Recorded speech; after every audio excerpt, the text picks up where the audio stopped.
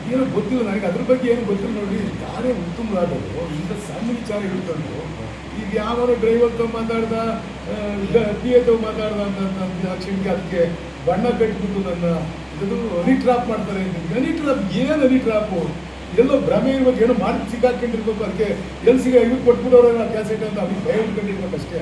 ಯಾವುದೋ ಇರ್ಬೇಕು, ಇಲ್ದರೆ ಇಷ್ಟೊಂದು ಭಯ ಯಾಕೆ? ಹನಿ ಟ್ರಾಪ್ ಆಗಿ ಮೊದಲೇ ಹೇಳ್ಕೊಂಬಿಡೋದು, ಹನಿ ಟ್ರಾಪ್ ಆಗಿದೆ, ಆಯಿತು ಅವ್ನ ಪಕ್ಷ ಐತಲ್ಲ, ಅವ್ರು ಮುಖಂಡರು ಈಗ ಕೇಂದ್ರದ ಸಚಿವರಲ್ವಾ, ಸಿ ಬಿ ಐ ಕೊಟ್ಟಕ್ಕೆ ಹೇಳಿದ್ರು, ಸಿ ಬಿ ಐಗೆ ನೇಮಿಸ್ಲಿ, ಗೊತ್ತಾಗುತ್ತಲ್ವಾ?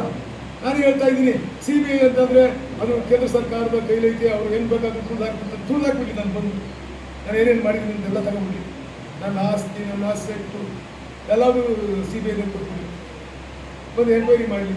ಈಗ ಯಾವುದೇ ಕ್ಯಾಸೆಟ್ ಹನಿ ಟ್ರಾಪ್ ಹೇಳಿರಲ್ಲ, ಹನಿ ಟ್ರಾಪ್ ಕೊಟ್ಬಿಡ್ಲಿ, ಕೊಟ್ಬಿಡ್ಬೋದಲ್ವಾ? ಕೊಟ್ಬಿಡ್ಲಿ, ಅದನ್ನೇ ಕೊಟ್ಬಿಡ್ಲಿ. ಸುಮ್ಮನೆ ಜನರ ಈ ಥರ ಎಲ್ಲ ಡ್ರಾಮಾ ಮಾಡಿದ್ರೆ ಜನ ಏನು ಮಾನ್ಯತೆ ಕೊಡಲ್ಲ. ನಮ್ಮ ತಾಲೂಕಲ್ಲಿ 25 ವರ್ಷ ಆಗಿವರು, 25 ವರ್ಷ ಬರ್ಕೊಟ್ಟಿದ್ದಾರೆ, ನಮ್ಮಪ್ಪ ಇದ್ದಾರೆ ಜಾಸ್ತಿ. 25 ವರ್ಷ ಜನ ಓಟ್ ಹಾಕಿರೋದಕ್ಕೆ 25 ವರ್ಷ ಇದ್ದೀವಿ.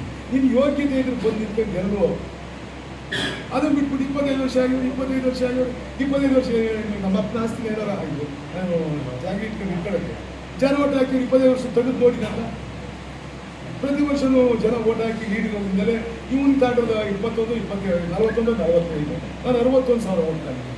ಥರ್ಡ್ ಪ್ಲೇಸ್ ಆಗಿವನು, ಇನ್ನು ಸೆಕೆಂಡ್ ಪ್ಲೇಸ್ ಆಗಿರೋನು ಬಿ ಜೆ ಪಿ. ಅವ್ರು ಮಾತಾಡ್ಬೇಕಲ್ಲ, ಈಗ ನಾಳೆ ಆಗೇ ಬಿಟ್ಟವ್ರಿ, ಆಗಿಬಿಟ್ಟು ಯಾರೇ ವಿಧಾನಸೌಧ ಓದ್ತಾ ಅಂತವ್ರಿ, ಹಂಗೆ ಆಡ್ತಾ ಪಕ್ಷ. ಎಲ್ಲೋ ಒಂದು ಕಡೆ ಸ್ಥಳೀಯ ಚುನಾವಣೆ